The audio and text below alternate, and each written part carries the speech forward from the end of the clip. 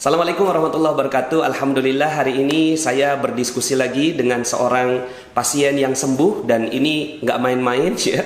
Seorang Profesor Dr. Idrus Paturusi yang beliau adalah seorang guru besar di Universitas Hasanuddin ya. Yang alhamdulillah beliau selamat dan memberikan wejangannya buat kita ya. Mohon izin beliau mengatakan cukup dengan audio saja ya, maka saya munculkan gambar beliau, foto beliau di sini, tapi audionya kita dengarkan ya. Mari sama-sama kita menuju ke Profesor Dr. Idrus Paturusi. Halo. Halo, assalamualaikum. Ya. Waalaikumsalam. Alhamdulillah, senang sekali Prof bisa berwawancara dengan Profesor nih sekarang.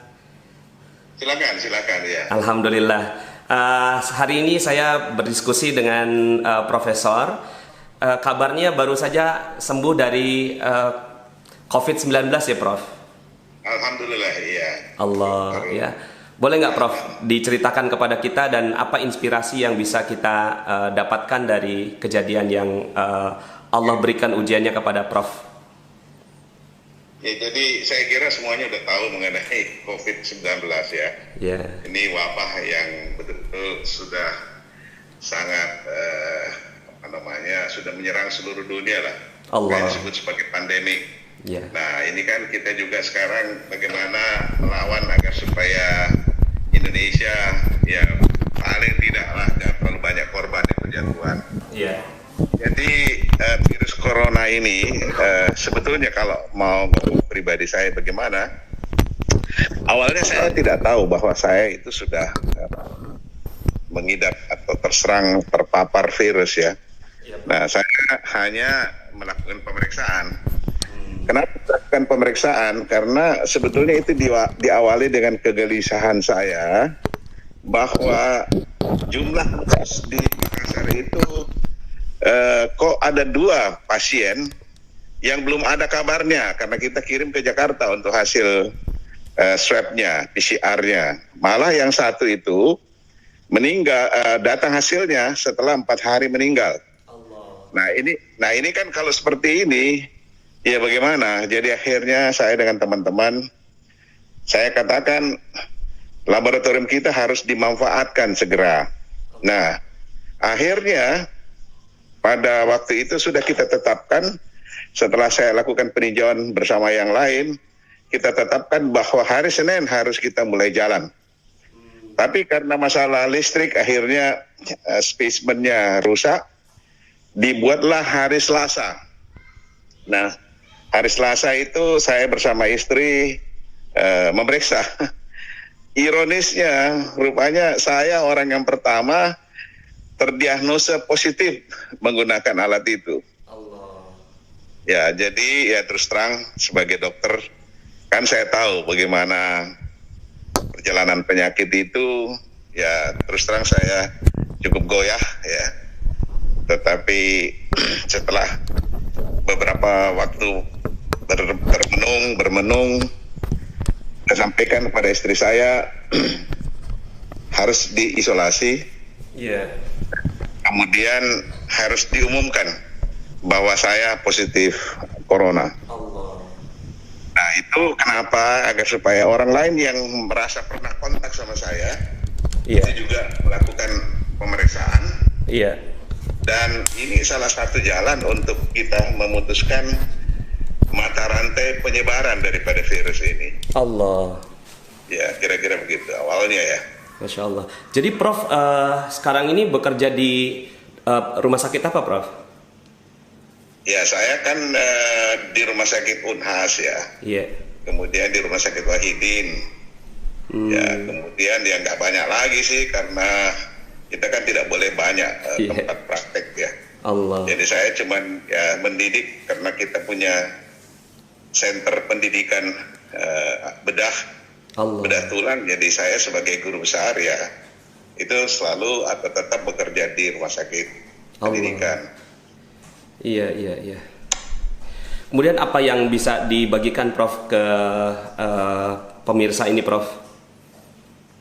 Jadi begini ya, saya kira yang pernah saya sudah posting bahwa ya terus terang Kalau kita melihat ini baru tadi pagi lagi sejawat saya Ali Bedah Tulang, Dr. Lukman telah berpulang, kemudian juga adik saya, ya bukan ada junior saya ya, adik kelas saya itu ahli THT juga sudah berpulang dari Makassar, dan hari ini kan 5 dokter yang meninggal. Innalillahi wa inna ilaihi raji'un. Nah, ini sebetulnya kalau kita lihat, jadi terus terang pasien-pasien yang divonis positif itu ya walaupun kira-kira 8% ya, kalau kita lihat sekarang angka kematian itu 8% di Indonesia. Allah. Jadi kita masuk di kelompok 8% atau di kelompok 92%. Iya. Nah, namun saya percaya, saya kira banyak yang mendoakan ya. Dan saya pada kesempatan ini ingin menyampaikan terima kasih yang tak terhingga kepada saudara-saudara saya, sahabat-sahabat saya, masyarakat yang telah dengan ikhlas mendoakan. Saya kira itu yang paling penting ya. Allah. Bahwa tentu ada yang dijabah lah doanya, sehingga ya pada hari ke-7 saya periksakan swab saya sudah negatif. Subhanallah. Dan pada hari ke-9 juga sudah positif kedua, dan alhamdulillah saya sekarang negatif kedua, alhamdulillah sekarang saya isolasi mandiri di rumah. Kabarnya Prof gunakan garpu tala juga ya Prof?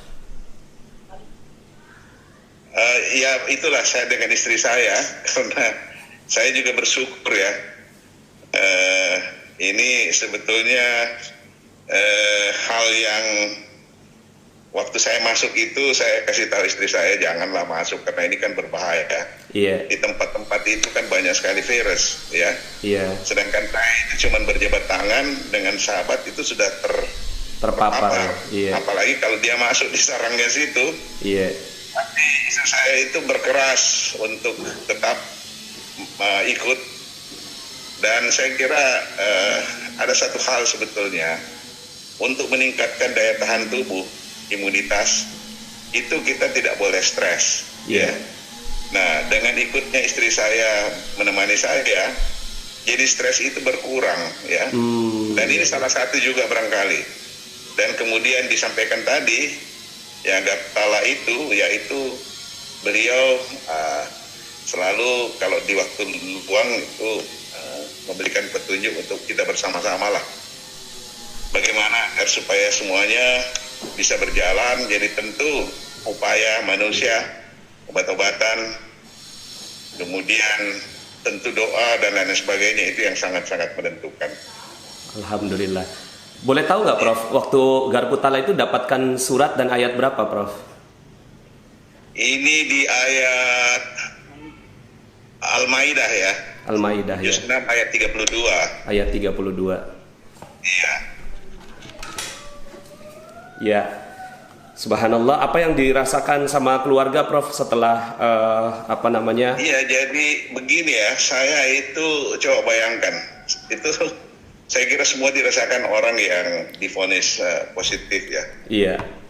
Kalau andaikan saya hanya dengan berjabat tangan itu terpapar, nah bagaimana dengan anak-anak saya, cucu saya, ponakan yang ada di rumah yang setiap hari bersama istri saya, sehingga saya menghantui pikiran, wah gimana kalau semuanya terkena, habis gitu satu keluarga. Ya, nah sebagai dokter, sebagai pendidik, itu saya lihat. Tapi tentu ya sekali lagi bahwa yang menentukan kan yang di atas ya. Betul Prof. Kita dan alhamdulillah setelah diperiksa semuanya negatif. Subhanallah. Semua keluarga itu anak, cucu, ponakan, malah yang bekerja dengan saya semuanya itu negatif. Alhamdulillah. Alhamdulillah. Ya. Ya mungkin ada pesan-pesan Prof untuk teman-teman Magnet Rezeki yang menonton video ini. Ya, jadi pesan saya ya, pertama tentu apa yang dihimbau oleh pemerintah, bahwa physical distancing, kemudian cuci tangan, kemudian tinggal di rumah ya, semuanya jaga agar supaya wajah itu tidak disentuh dan lain sebagainya, itu sangat bermanfaat. Ya. Jadi saya kira himbauan itu perlu. Dan kemudian ya tentu ke doa lah ya, gimana caranya agar supaya kita senantiasa memanjatkan doa kepada Yang Maha Kuasa. Yeah. Nah kemudian yang kedua, bahwa imunitas atau daya tahan tubuh itu harus kuat ya. Iya. Kalau saya melihat apa yang terjadi, karena ya kita tidak ngomong lagi physical distancing, kita ngomong saya nggak bisa lagi karena saya sudah jadi sumber, saya carrier. Allah. Ada virus di tubuh saya. Iya. Nah, sehingga yang kita lihat bahwa tentu yang pertama daya tahan tubuh kita. Yang kedua, kita jangan stres. Karena kalau stres itu daya tahan tubuh itu bisa Langsung drop ya. ya menurun ya. Dan kemudian ya kita harus ini yang makanan bergizi, walaupun tidak enak nafsu makan nggak ada, harus dipaksakan. Iya. Nah, kira-kira simpel berpikir, sekarang ini sudah ada musuh di dalam tubuh. Bagaimana caranya kita memerangi, sedangkan ini di dalam tubuh. Jadi tentu kita harus melengkapkan peralatan-peralatan pengawal kita di dalam tubuh itu untuk memerangi virus itu. Iya. Nah, salah satu itu tentu dengan obat-obatan, dan kemudian yang paling akhir dan saya kira itu yang paling penting adalah bagaimana kita berdoa kepada Yang Maha Kuasa agar supaya senantiasa diberikan petunjuk. Nah, itu insya Allah saya kira saya merasakan bahwa ada hubungan antara bagaimana kita melakukan doa dengan bagaimana usaha kita sebagai manusia untuk segala macam upaya kita gunakan agar supaya virus ini kita bisa tuntaskan. Iya. Karena ada satu hal barangkali dasar daripada ilmu yang saya tahu, virus ini sebetulnya tidak tahan lama. Jadi kalau kita bertahan ya, kita akan bertahan dan virus itu akan mati. Iya, Prof. Jadi ini saya kira pesan untuk teman-teman, apakah yang belum terpapar atau yang sudah terpapar, tetapi kalau ada gejala-gejala secepatnya untuk melakukan pemeriksaan. Iya, Prof. Ya, agar supaya jangan sampai sama dengan saya pikir saya tidak mengidap virus ya. Iya. Dan itu yang disebut sebagai carrier, dan saya bisa menularkan kepada orang-orang yang lain. Nah, ini barangkali pesan saya, dan ini sebetulnya masalah sangat serius. Betul, Prof. Kalau kita hati-hati, maka ini akan nambah. Bisa bayangkan waktu awal Maret Presiden mengumumkan 2 orang, sekarang sudah kira-kira hampir 2.000. Jadi coba bayangkan sudah hampir 1.000 kali lipat. 1000 kali lipat, betul, Prof. Sudah hampir 1.000 kali lipat daripada yang pertama. Iya. Dan ini multiply effect ini kan terus berlanjut. Iya.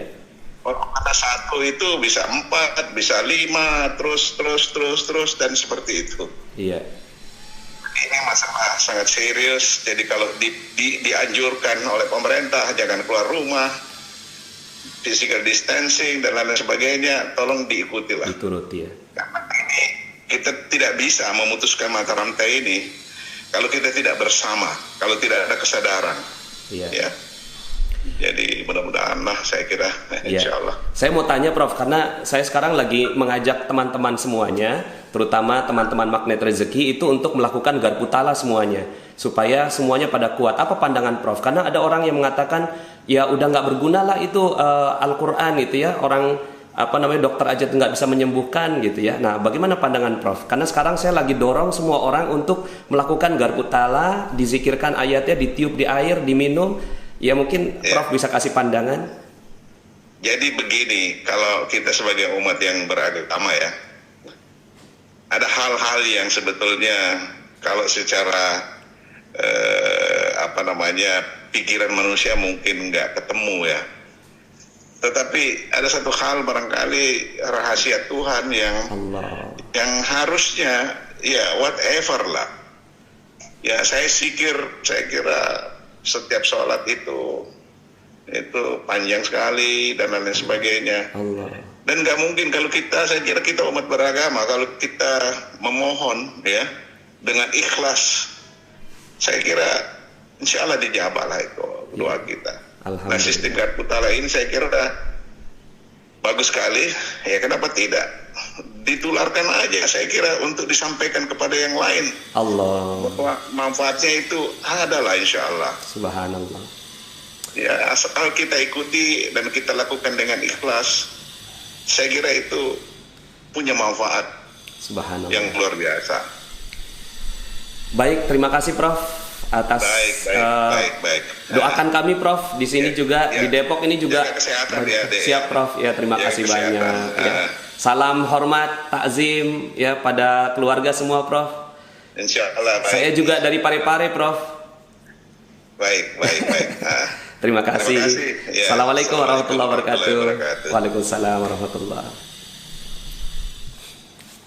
Alhamdulillah teman-teman, tadi kita sudah dengarkan dari Prof Idrus Paturusi. Beliau alhamdulillah ya, syukur kepada Allah Subhanahu wa taala diselamatkan oleh Allah Subhanahu wa taala, dan pesan-pesan beliau mudah-mudahan kita bisa turuti, dan saya jadi semakin semangat lagi ya untuk mendorong semua orang untuk melakukan garpu tala masing-masing ya. Yuk sama-sama kita buktikan. Ada satu prediksi bahwa di Indonesia ini di akhir April itu meningkat menjadi 71.000 penderita ya, 71.000 yang positif. Kita akan buktikan kalau seandainya nih video ini disebarkan kepada semuanya, yakin semua ya. Dan juga Anda bisa lihat video saya yang kaitannya dengan tuntunannya, bisa dilihat di sini ya, atau di sini ya.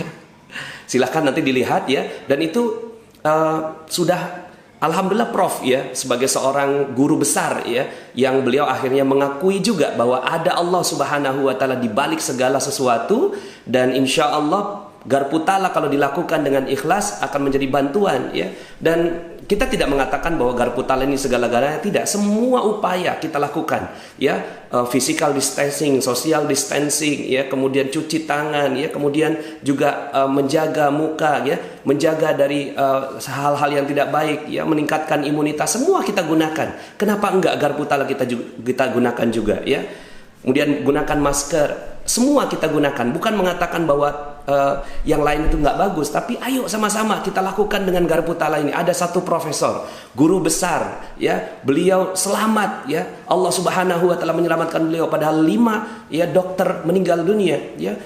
Maka yuk sama-sama ya, ini saya melihat bahwa ini adalah momentum bagi Al-Quran untuk menunjukkan mukjizatnya. Ini adalah waktunya Allah Subhanahu wa taala berperan untuk membantu kita. Kita buktikan pada dunia bahwa insya Allah ada satu wilayah Nusantara ini, Indonesia, Malaysia, Singapura, Brunei, yang menjadi anomali di seluruh dunia. Di saat semua orang ketakutan, di Indonesia, di Malaysia, di Asia Tenggara ini, Allah Subhanahu wa taala selamatkan dengan Al-Quran. Bismillah ya, lakukan garpu talanya ya. Tata caranya udah saya tunjukkan di videonya ya. Silahkan dipelajari ya, dan nggak usah berdebat lah. Yang mau silahkan, yang beramal silahkan. Dan kita akan buktikan nanti di akhir April, insya Allah angkanya tidak mencapai 71.000 ya, insya Allah ya, biiznillah ya. Mudah-mudahan Allah Subhanahu wa taala rahmati kita semua, dan mudah-mudahan video ini memberikan keyakinan kepada Anda bahwa Allah Subhanahu wa taala mampu menolong Anda dengan keajaibannya. Demikian dari saya ya. Billahi taufiq wal hidayah. Assalamualaikum warahmatullahi wabarakatuh.